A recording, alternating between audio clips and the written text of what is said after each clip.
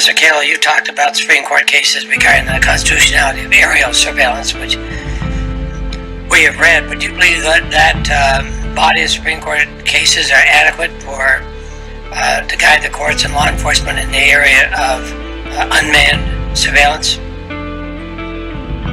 I'm not sure that I even think they're adequate to for purposes of manned surveillance. But with unmanned surveillance, there's an additional danger that as the costs go down, you see more of it. And so no, I'm not sure that they're adequate. I think they need to be updated.